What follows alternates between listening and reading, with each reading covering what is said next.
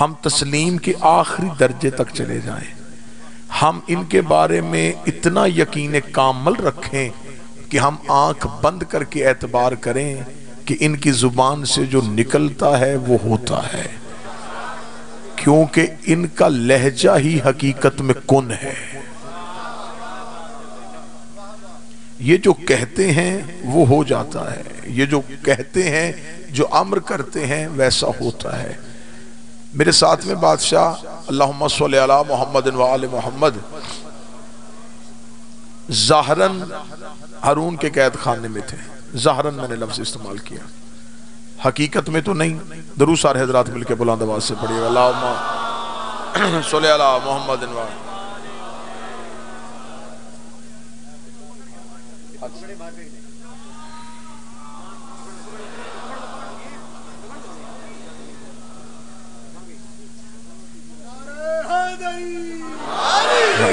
چلے اللہم صلی علی محمد و آل۔ ظاہری طور پہ ہارون کے قید خانے میں تھے، تو ہارون نے جب اس کے پاس چند مہمان آئے تو انہوں نے کہا کہ ہمیں خبر ہوئی ہے کہ تیرے قید خانے میں فرزند رسول ہے۔ اس نے کہا بالکل ہے۔ اس نے کہا ہم ملنا چاہتے ہیں۔ اس نے کہا ایک شرط ہے، جب آئیں تو کوئی عزت و تکریم کے لیے اٹھے گا نہیں، سلام نہیں کرے گا، تاکہ انہیں پتہ چل جائے کہ اب ہاشمیوں کی حکومت ختم ہو گئی اور لوگوں کے دلوں میں امیہ کا روب اور عباسیہ کا روب آ گیا ہے۔ جیسے ہی امام کو قید خانے سے لایا تو اس نے اپنے سپاہیوں کے سامنے، اپنی ان مہمانوں کے سامنے داروغہ سے پوچھا کہ جس قید خانے سے لے کے آیا ہے رسول کے بیٹے کو، اس کی چابی کہاں ہے؟ اس نے چابی نکال کے دکھائی۔ یہ کہکا لگا کے اپنے مہمانوں سے متوجہ ہو کے کہنے لگا کہ یہ کہتے ہیں کہ ان کے پاس غیب کی چابیاں ہیں، جبکہ جس قید خانے میں یہ رہتے ہیں اس کی چابی میرے تنخواہ دار داروغہ کے ہاتھ میں ہے، وہ کھولے تو یہ باہر آتے ہیں، وہ بند کر دے تو یہ اندر رہتے ہیں۔ تو جب یہ غیب کی خبریں دیتے ہیں اور ظاہری طور پہ یوں ہمارے قید خانے میں ہیں، اتنا کہنا تھا یا امام نے سر اٹھائے، امام نے کہا بدبخت، ہماری اختیارات کو آزمانا۔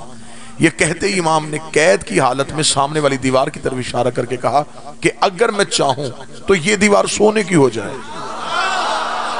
امام نے ابھی اتنا کہا تھا یا دیوار سونے کی ہونی شروع ہو گئی۔ امام نے دیوار کی طرف متوجہ ہو کے کہا جب میں نے تجھے کہا ہی نہیں تو سونے کی ہوئی کیوں؟ دیوار سے آواز آئی، مولا جب آپ کہہ رہے تھے نا اگر میں چاہوں تو ان میں سے ایک دل میں سوچ رہا تھا ایسا کیسے ہو سکتا ہے، میں نے ہو کے بتایا ایسے ہو سکتا ہے، ایسے ہو سکتا ہے۔ لہٰذا ان کو تسلیم کی منزل پہ ہم نے لے کے جانا ہے کہ وہاں جانا ہے جہاں ہم ان کو ایسا تسلیم کریں۔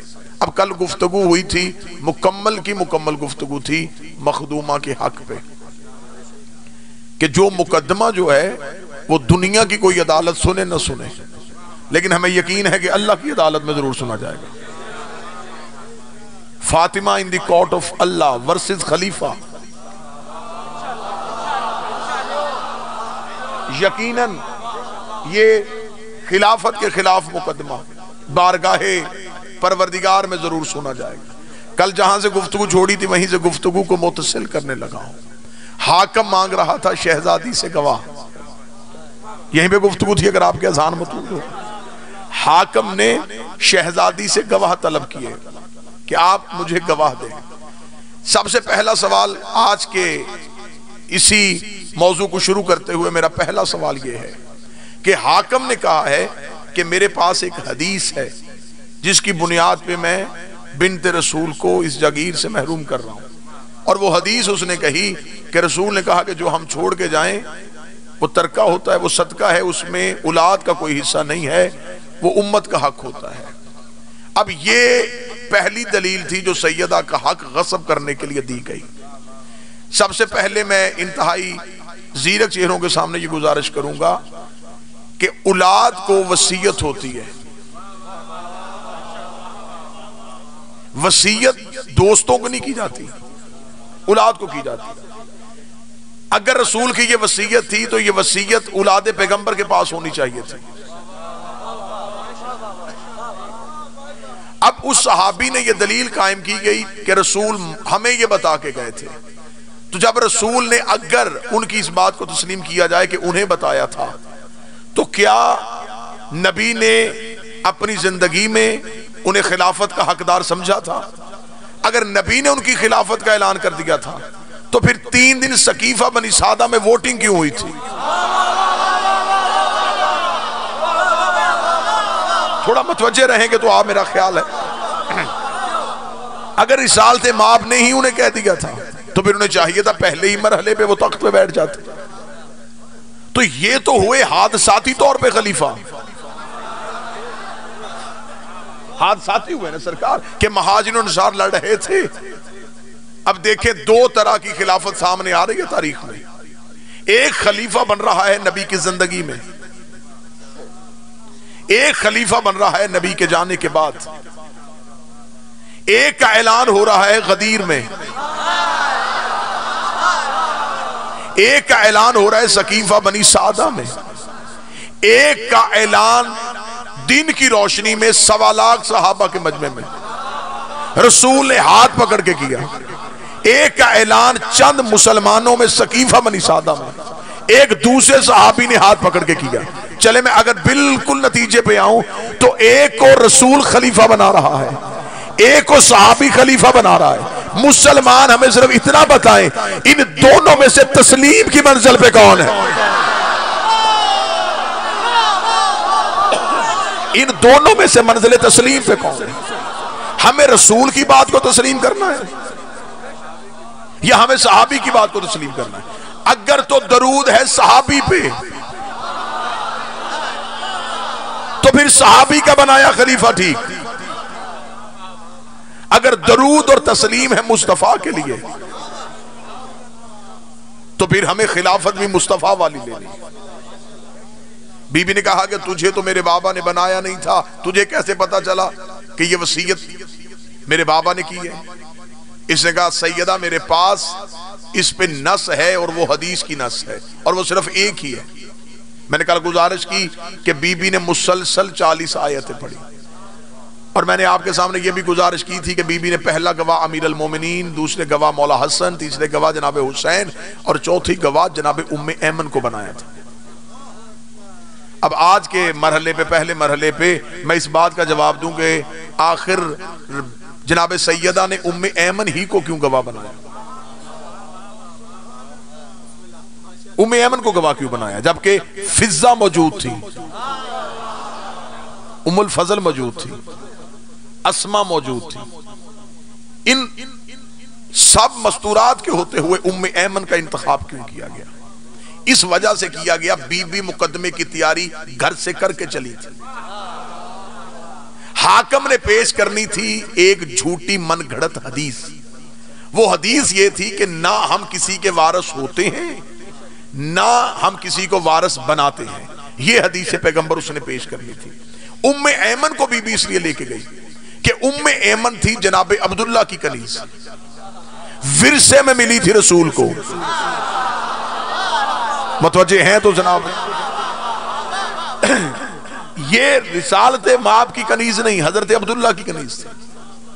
حضرت عبداللہ کے ورثہ سے رسول کو ملی، رسول منتقل کر کے گئے اس وراثت کو سیدہ کے پاس۔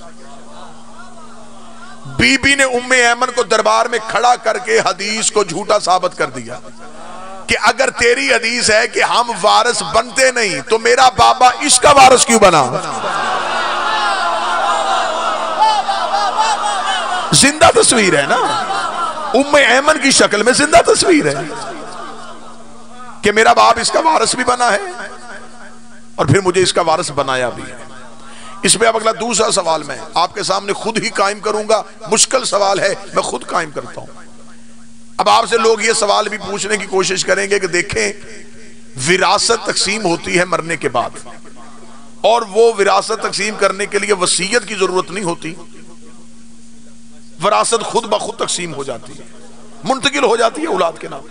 تو جب ایک وراثت خود بخود منتقل ہونی تھی تو نبی نے اس کے لیے تحریر کیوں لکھی؟ یہ اہم سوال ہے یا نہیں؟ ہم میں سے ہر کوئی اپنے باپ کی وراثت کا حصے دار بنتا ہے وصیت کے بغیر بھی، وراثت خود بخود منتقل ہو جاتی. جب وراثت خود بخود منتقل ہونی تھی تو رسالت میں آپ کو تحریر کیوں لکھنی پڑی؟ رسول نے تحریر اپنی مرضی سے نہیں لکھی، تحریر اللہ نے لکھوائی تھی. آیت میں نے آپ کے سامنے کل پڑھ دی تھی سورہ بنی اسرائیل کی، آت ذی القربى حق، اپنی قریبی عورت کو اس کا حق دے. تو جب خدا نے زہرا کو حق دلوانے کے لیے نبی سے کہا وصیت کر، تو اس خدا نے ہر باپ کو کیوں نہیں کیا کہ اولاد کے لیے وصیت کر؟ اب جناب زہرا کی وراثت میں اور ہماری وراثت میں فرق کیا تھا؟ وہ میں فرق پڑنے لگا. خدا کہتا ہے کہ تم اللہ کی راہ میں خرچ کرو لیکن ایک حد تک. اگر آپ نے خدا کی راہ میں خرچ کرنا ہے، آپ نے زکوٰۃ دینی ہے تو اس کا نصاب ہے، آپ نے خمس دینا ہے تو اس کا نصاب ہے. یہ نہیں ہو سکتا کہ میرے پاس جتنا مال ہے وہ سارا اللہ کی راہ میں دے دوں. خدا کہہ رہا ہے کہ تم نے اللہ کی راہ میں خرچ کرنا ہے تو ایک حد تک تم خرچ کرو، اس کے بعد تم جتنا خرچ کرو گے وہ تمہارا قرض ہے اللہ پہ. میں مثال دوں گا، انتہائی سنجیدہ نوعیت کا معاملہ ہے جو کل سے شروع ہو چکا ہے، لہذا میں چاہتا ہوں اس کا کوئی گوشہ خالی نہ رہے. میرے پاس ہے کل مالیت 100 روپیہ، اس میں سے مجھے اپنی زندگی کی ضروریات بھی پوری کرنی ہے. اسلام مجھے کہتا ہے کہ اس میں سے تو اللہ کی راہ میں 10 روپے خرچ کر یا 20 روپے خرچ کر. 20 میں نے خرچ کیے اسلام کے کہنے کے مطابق. اگر میں نے پورا 100 خرچ کر دیا تو وہ جو 80 تھے وہ اللہ پہ قرض ہو گیا، کیونکہ میں نے کچھ بھی نہیں رکھا، سب کچھ اللہ کی راہ میں دے دیا.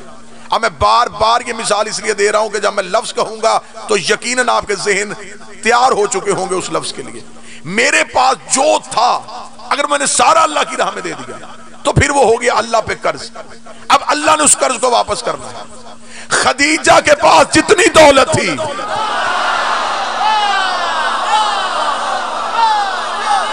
جو سمجھ رہا ہے کہ مقدمہ کیا پڑھا جا رہا ہے، جو سمجھ رہا ہے کہ مقدمے کی نوعیت کیا ہے، قانون سے واقف چہرے تشریف فرما ہے. میں چاہ رہا ہوں کہ اس مقدمے کا کوئی ایک کونا بھی خالی نہ رہے. بی بی خدیجہ کے پاس جتنی دولت تھی بابا جی بی بی نے ساری اللہ کی راہ میں دے دی. توحید ہو گئی خدیجہ کی مکروز. قرضہ خود بخود اگلی نسل میں منتقل ہو جاتا ہے. آپ نماز جنازہ پڑھتے ہیں، نماز جنازہ سے پہلے کیا اعلان کیا جاتا ہے؟ مرنے والے سے کسی نے کچھ لینا ہو یا کچھ دینا ہو تو اس کے ورثہ سے رجوع کرے. اس کا مطلب ہے کہ اگر قرض باپ کا ہو یا ماں کا ہو اولاد میں خود بخود چلا جاتا ہے. خدیجہ نے کیا تھا توحید کو مکروز، قرض منتقل ہو کے آ گیا زہرا کے پاس. اب توحید ہو گئی سیدہ کی مکروز. خدیجہ کی بیٹی ہونے کی وجہ سے خیبر کی فتح کے بعد اسلام ہو گیا امیر. اسلام کے پاس خزانہ آ گیا. جو ہی اسلام کے پاس خزانہ آیا خدا نے کہا باقی کام بعد میں کرنا، پہلے حقدار کو حق واپس کر.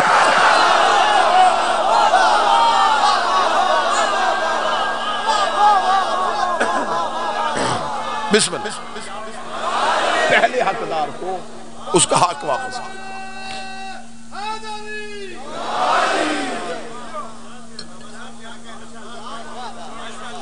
جناب خدیجہ کے پاس جتنی دولت تھی بی بی نے تو رکھی نہیں. اب میں خدیجہ کی دولت کی تقسیم کیا بتاؤں، کیسے خرچ کیا تھا زہرا کی ماں نے. سونے کے پہاڑ، چاندی کے ڈھیر. بلکہ اگر میں تاریخ طبری کا جملہ پڑھوں تو بالکل ایسے ہے کہ بی بی خدیجہ کے نوکر کلہاڑیوں کے ساتھ سونا کاٹتے تھے. کلہاڑیوں کے ساتھ تاریخ طبری کے کلہاڑیوں کے ساتھ سونا کاٹتے تھے، اور سونا کاٹتے ہوئے ایک ہی جملہ کہتے تھے، اٹھا لو ایمان لاؤ.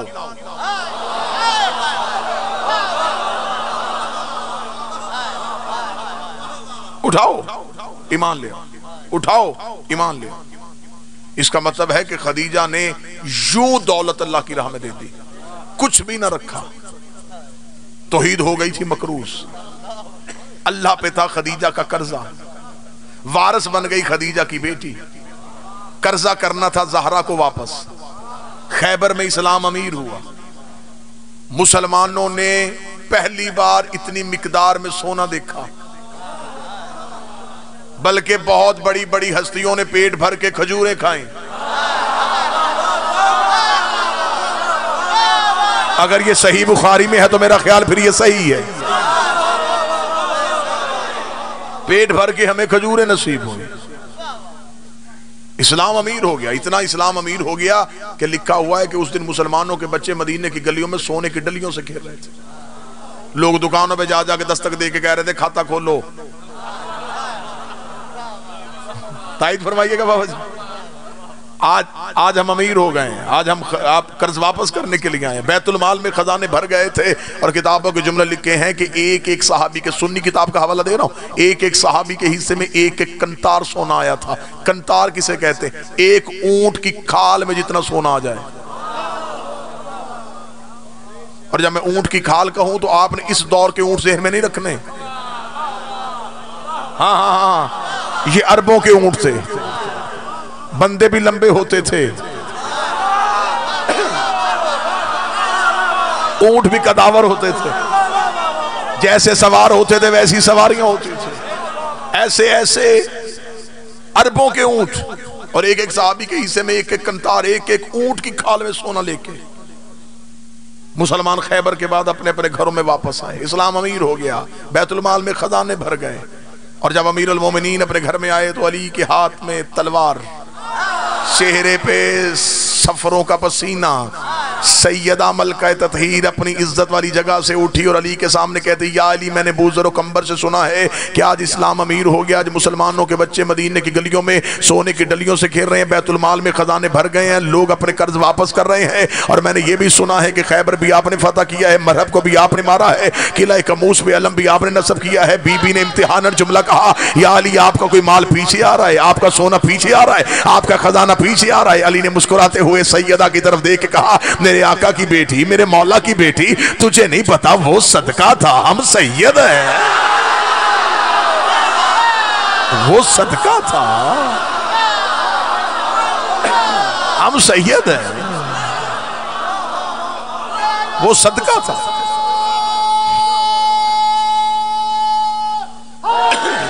وہ صدقہ تھا, ہم سید ہیں. پھر آفتاب شاہ جی, بابا احمد شاہ جی, بھی التجا شاہ جی, دکھ مجھے یہی ہے بندے صدقہ بھی کھاتے رہے اور سید بھی بنتے رہے.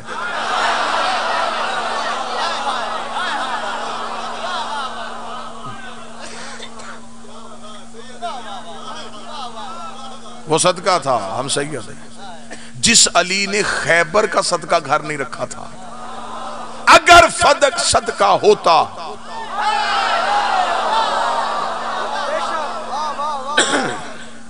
بلکہ اہل سنت کے بہت بڑے عالم دین ہیں, انہوں نے بہت زیادہ ریسرچ, ڈپٹی نذیر احمد, انہوں نے فتق پہ بہت زیادہ بحث کیا ہے اور بہت اچھا لکھا ہے انہوں نے فتق پہ. ان کا ایک جملہ مجھے بڑا پسند ہے. ڈپٹی نذیر احمد نے, اہل سنت ہے, انہوں نے اپنی کتاب میں لکھا کہ اگر سیدہ نے فتق کا دعویٰ کیا تھا اور خلیفہ کے بقول یہ صدقہ تھا تو وہ کہتا ہے کہ خلیفہ کو دے دینا چاہیے تھا. سوال زہرا پہ آنا تھا کہ سیدزادی ہو کے صدقہ لے گئی.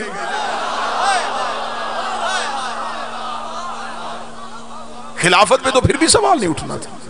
اگر صدقہ ہوتا تو سیدہ کبھی دعویٰ ہی نہ کرتی, شہزادی اس فتق کو کبھی طلب ہی نہ کرتی. بی بی نے دربار میں مقدمہ جب لڑا تو بی بی نے ایک کیس نہیں 2 کیس ایک وقت میں کیے. ملک بلال صاحب, عمران مرزا صاحب تشریف فرمائے, دونوں میرے بھائی وکیل ہیں. بی بی نے ایک وقت میں بابا جی 2 مقدمے کیے. بی بی نے پہلا مقدمہ کیا, بی بی نے کہا تو نے میری جگیر چھینی ہے, میں واپس لینے آئی. حاکم نے یہ دعویٰ نصاب شہادت مکمل نہ ہونے کی وجہ سے خارج کیا. بی بی نے وہی کھڑے ہوئے دوسرا کیس کر دیا. بی بی نے کہا پھر میں دوسرا مقدمہ کرتی ہوں, ایک بیٹی تیرے دربار میں آئی ہے, اسے باپ کا حق دے.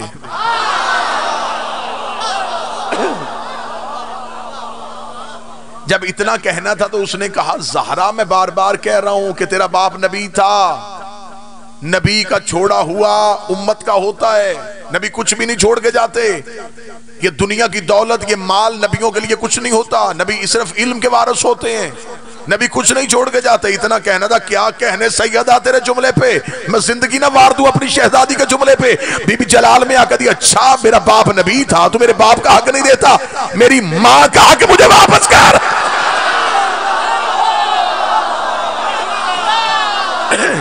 میری ماں کا حق مجھے واپس کر. کیسی دلیل دے کے بی بی نے منہ بند کیا کہ باپ تو نبی تھا. تو میری ماں کا حق مجھے واپس کر. میں خدیجہ کی بیٹی ہو کے دربار میں کھڑی, حق نہیں دیا گیا اور آج تک نہیں دیا گیا. اگر آج تک نہیں دیا گیا اس کا مطلب اسلام آج بھی مقروض ہے زہرا کا. آج بھی وہ فدق ہے آل سعود کی ملکیت میں. آل سعود چلاتے ہیں اس سے اللہ کے گھر کا نظام.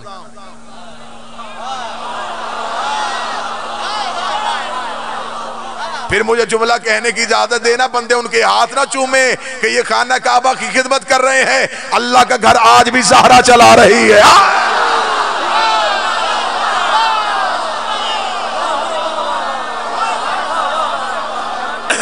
خدا کا گھر تو آج بھی.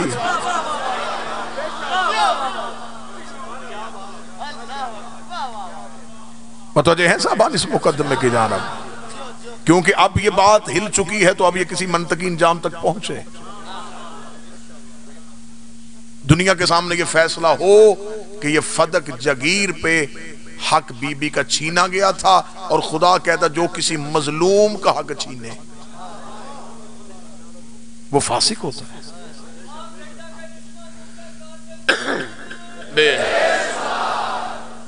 اور ایک لمحے کے لیے ہمیں بیدار اس معاملے میں اس لیے ہونا ہے کہ ہم جتنا زیادہ ہو سکے اتنا سیدہ کا حق پڑھیں, اپنی نسلوں کو یاد کروائیں, اپنے بچوں کو یاد کروائیں, اس لیے کہ جتنا ہم سیدہ کا حق پڑھیں گے اتنے لوگ حقیقت کے قریب آئیں گے. لیکن ابھی تک تو ہمارے ممبر سے پرائمری کی کتابیں پی ایچ ڈی کی کلاس میں پڑھائی جا رہی ہیں. ابھی تک تو ہم انہی لفظوں پہ رکے ہوئے ہیں. ابھی تک تو ہم چھوٹے چھوٹے معجزات سے آل محمد کو پہچاننے کی کوشش کر رہے ہیں. اگر چاہتے ہیں کہ ہماری نسلوں کے ذہن میں آل محمد کی عزت و عظمت آئے تو پھر انہیں وہ فضائل سنانے چاہیے جن سے عزت و عظمت کے پردے اٹھے.